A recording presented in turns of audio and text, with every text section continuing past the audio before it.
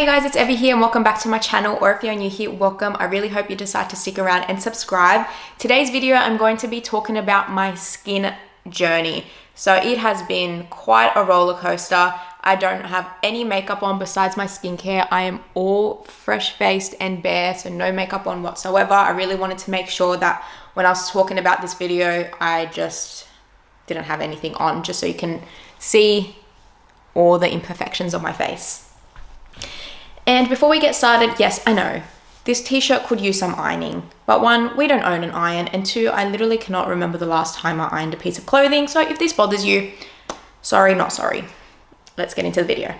All right, so let's start at the beginning. So growing up, all through puberty, all throughout my teenage years, I didn't have any sort of like clusters of acne or clusters of pimples. I had very, very, very clear skin, just like the odd pimple here and there. My skin at the moment is on the drier side. So I feel like there's 4 types of skin types. So you have dry, oily, combination, and I guess normal? Like, I don't know. But yeah, had very dry skin. And yeah, no acne, literally nothing going up, had very clear skin, and I just really loved my skin because I just loved just how clear it was. Because a lot of people growing up, when you're going through puberty, that's when like your hormones start to create imbalances, and that's kind of what creates the acne. I first started seeing like clusters of pimples and acne appearing in about 2019. So all throughout my teenage years, like I said, I had nothing. So it was as soon as I entered my 20s. So that's when I really started noticing the breakouts. And I'm just like, what is going on? Like, how did I manage throughout all my teenage years, nothing, and then I become an adult and I start to get acne? And it was really affecting my confidence as well. Like, I really just hated leaving the house without makeup on at this point because it was getting bad. But yeah, in 2019 is when it started. And this is when I also started just buying a lot of skincare because I'm like, all right, we need to treat this. And because everybody's skin is so different, like everyone's individual with how they react to products, what works for somebody isn't going to work for another person. So it's a lot of trial and error, and with a lot of trial and error comes a lot of money being spent. So I was just spending so much money on just trying to get this under control, but just it felt like nothing was working, and my confidence was just going down, down, down, because like it's your face. It's like the first thing that everybody sees. Obviously, you're going to be judging your face more than anybody else's because you're looking at yourself in the mirror like every single day, and you're going to be spotting those little tiny things that not other people can see. So in 2020 or 2021, so between those years, I had blood tests done, and those blood tests did show hormonal imbalances, which was probably what was causing the acne. So this is the point where I was like, yep, this is definitely hormonal acne. And I feel like hormonal acne is very hard to treat because you need to make sure that your hormones are in check. During this time when I was seeing the doctor, doctors really love to throw the pill at you. You know, got a headache? Try the pill. Your leg's broken? Here's the pill. But yeah, so I decided to go on the pill like she suggested because she said, you know, this would really help, you know, fix your hormonal imbalances, and while it fixes your hormonal imbalances, it will probably start to clear up your acne. I managed to go on the pill for 6 months. So I did 2 rounds of it. So you get it in rounds of like 3 months at a time.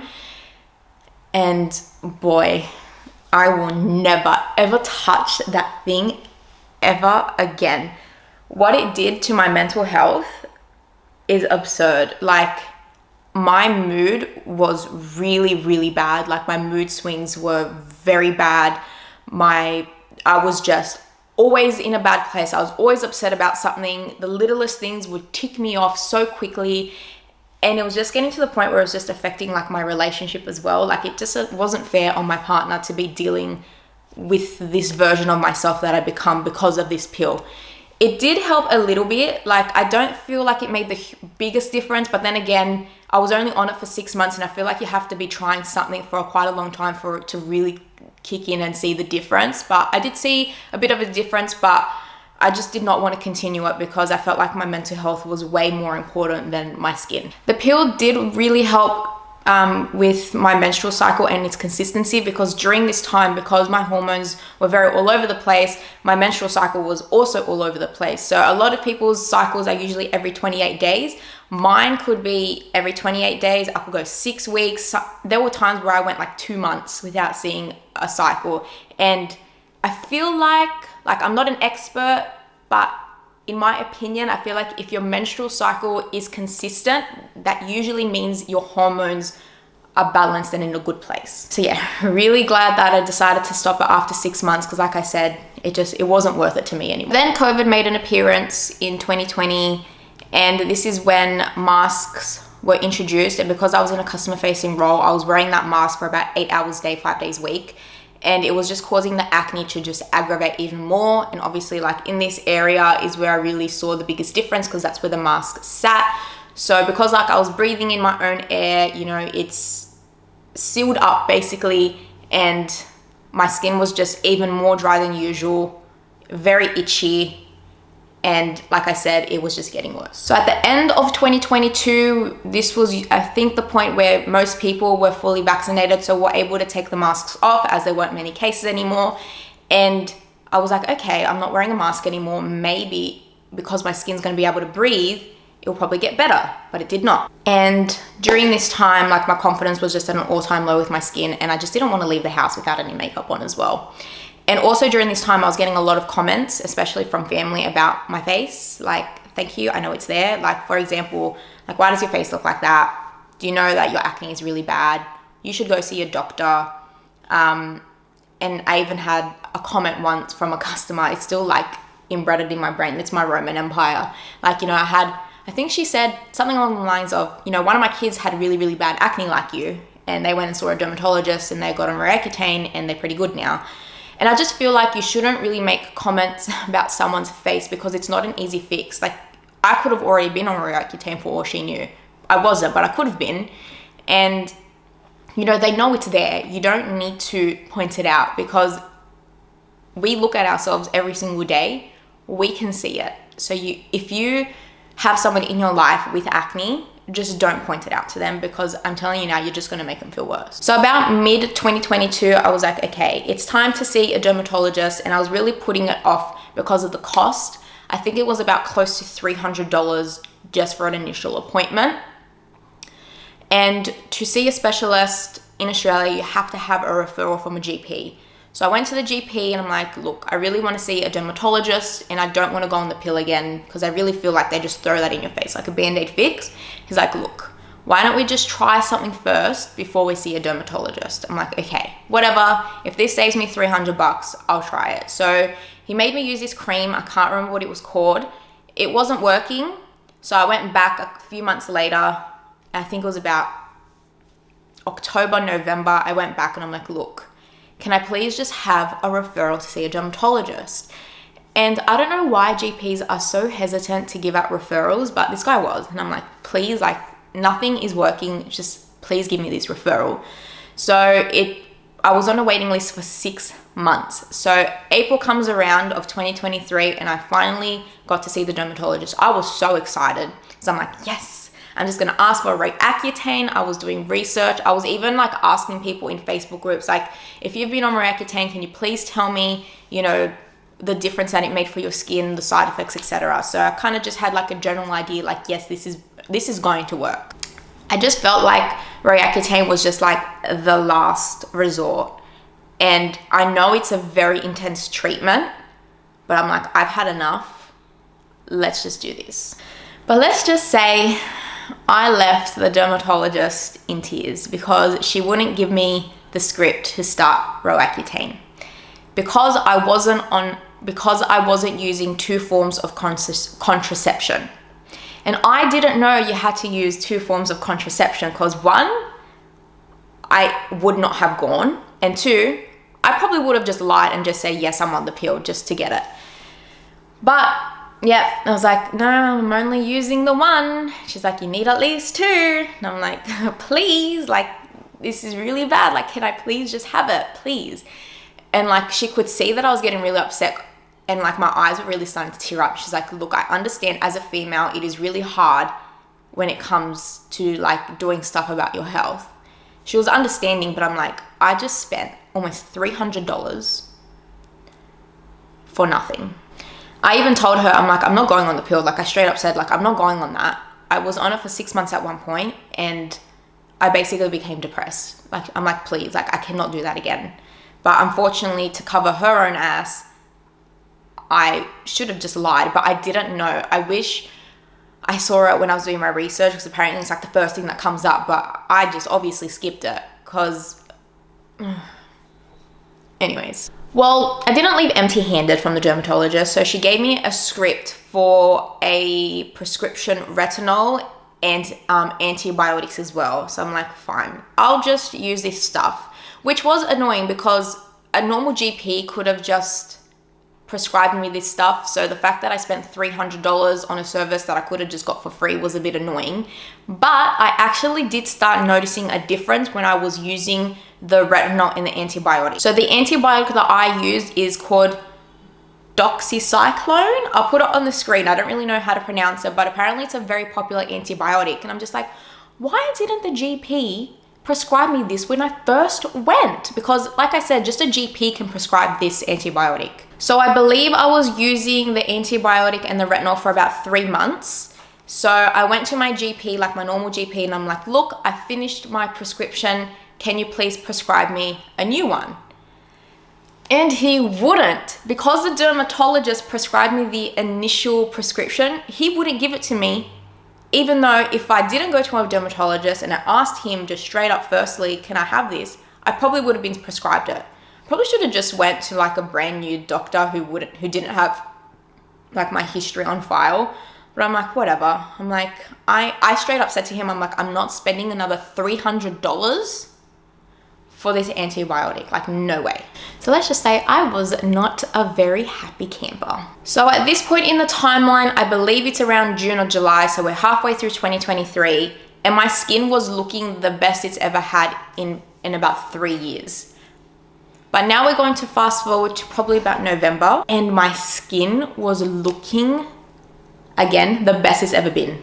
So even better than what it did on that antibiotic. I'm like, okay, so I'm not on the antibiotic anymore, but my skin is looking really good. And I was like, what have I been doing? What have I been using that's really made this difference? This is my saving grace. You would have to pry this out of my dead hands. When I die, bury me with this thing. So this is the TBH Skincare Rebound Serum. So this is an Australian founded brand that you can find online, Coles and Priceline. And Coles and Priceline usually have sales going on like randomly. So I always like to pick this up when there's a sale because this retails for about $60. This thing, I feel like, just changed my skin. I don't know what's in this, but it is magic. So it says it supports the skin barrier, hydrates and soothes dry skin. Like I said at the beginning, I have very dry skin. It hydrates and it soothes dry skin. So I'm like, bingo, bingo. Suitable for both oily and dry skin, and it contains ceramides, niacinamide, and panthenol. Anyways, love this stuff. I noticed the biggest difference in like the first 2 weeks of using that. I'm just like, wow, this has been amazing. So I have not stopped using that since I got it, probably in about August 2023.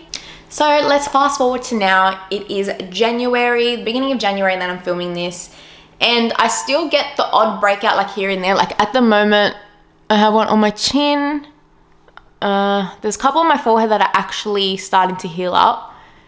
And I think there was one there. But at the moment, it's just a lot of scarring that's left behind. But I'm not really having that many active breakouts anymore. Oh, sorry, I'm still getting active breakouts, but they're not coming in clusters. All right, so my next steps now is basically to try and treat the scarring. I don't know how seriously I'm going to take it because it can be very expensive, because I think it's called microdermabrasion that you go to like a skin clinic for. But that is like very pricey. I think it's like $100 and something, and you're supposed to do it like every fortnight to make sure that it's actually effective. But I know a lot of people also say vitamin C serums are really good because it actually lightens the pigmentation. But unfortunately, my skin doesn't like vitamin C serums and actually causes me to break out. So the one skincare ingredient that's meant to help my scarring, my skin's like, no. So yes, the skin is just a very complicated organ. And like I said at the beginning, when it comes to treating it, it's a lot of trial and error and it can be very expensive. Adult acne sucks. Like, you know, you feel like you should have just been done with it in your teenage years and you're like in your adulthood now, but you're dealing with something that you probably thought that you were just never going to deal with in your adult years. Finding a solution is possible, but it's just a very lengthy process. Adult acne also is more prevalent in females rather than males, and that's because the female reproductive system just goes through so many hormonal challenges. Like, you have your menstrual cycle, pregnancy, menopause, and so on. Like, our system just does so much, and because of that, it can cause a lot of hormonal imbalances. Acne isn't just something that teenagers deal with, you know. A lot of people in their 30s, 40s, and 50s still deal with adult acne. All right, so now we have finished talking about my journey. Bit of a long one, started in 2019, and I feel like I finally found a place in 2024 where it just feels really, really good. So I really just want to quickly go through my skincare routine with you. Just please be aware, this is what works for me, okay? What works for me is probably not going to work for you. All right, so I do cleanse twice a day, morning and night, because I feel like after you wake up, you just want to be feeling fresh, and you also not sure what bacteria is on your pillow. And I also want to cleanse at the end of the day because, you know, there's a lot of shit just going on throughout the day and you just want to wipe that off. So at the moment I'm using the Acne Foam Cleanse from Sika Farm. That's what it looks like. With this one, you need the smallest amount. The first time I used this, I put way too much on my hand. You literally just need a tiny dot and it goes a very long way. This was gifted to me from the brand. Previous to this one, I was using the CeraVe Acne Cleanser. That one I feel like is my favorite. I really, really love CeraVe cleansers. And with CeraVe, there's also a cleanser for each skin type as well. But this one still does the job. I still enjoy it, but I feel like I just like the CeraVe one more. So I always cleanse morning and night. And then twice a day, so this is the second step I go in with. So I go in with the TBH Skincare Rebound Serum twice a day as well. Freaking love this stuff. It's literally magic in a bottle, and I will always repurchase this one. So that's what I go in with next. This next step is optional. I don't always use this, but sometimes, maybe like 4 out of the 7 days of the week, I'll go in with some toner. So this is the Pixi Collagen Tonic. So this again was gifted to me by Pixi, and as you can see, I'm actually almost done with this. So you can either put this on a cotton pad, or what I do, I just put it on my bare hands and I just pat it in. So I always make sure I pat in my skincare, not rub it. I just feel like rubbing it doesn't, I don't know, I feel like it just mixes all the ingredients in weirdly, whereas if you pat it, you're just patting it on top. So that's what I like to do. Pat, don't rub. That's with the serum. The next product I love to use is the Niacinamide Serum from Good Molecules. I've really been loving this serum. Again, this was gifted to me from the brand. But yeah, so niacinamide is a very great ingredient. It says to use this twice a day, but because my Rebound Serum has niacinamide in it already, I only use this once a day. Always wear SPF, and I have been using the Ultraviolet SPF 50+ Fave Fluid.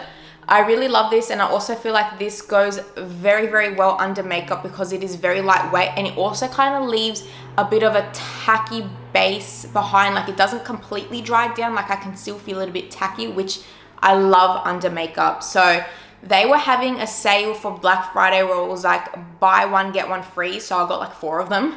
But yeah, I've really been loving this one. I'm actually almost finished. Also, in Australia, you want to make sure that you are wearing 50+ because our UV rays out there are very, very strong. So make sure that you're always wearing SPF. SPF is also a great way to make sure that you age really youthfully and nicely because it also fights against aging spots and wrinkles and all that stuff. The next few items I'm going to talk about are ones that I kind of use here and there. So when I have a breakout that's kind of just under, you know, those under skin breakouts, they're just not, you can't pop them, but you can feel it there and it's just like a bump. Or when you can see that pus, this is what I like to use. So again, this is from TBH Skincare, and it is the Biofilm Hack Acne Hack Spot Treatment. So what you do is you put a little bit of this on your breakout. You have to let it dry for at least 5 minutes. So after you cleanse, you have to use this one first. You let it dry down for about 5 minutes, and then you can go on with the rest of your skincare. I noticed an amazing difference overnight with this. Amazing, love it. So I only use the acne hack treatment, like I said, when I have like active breakouts.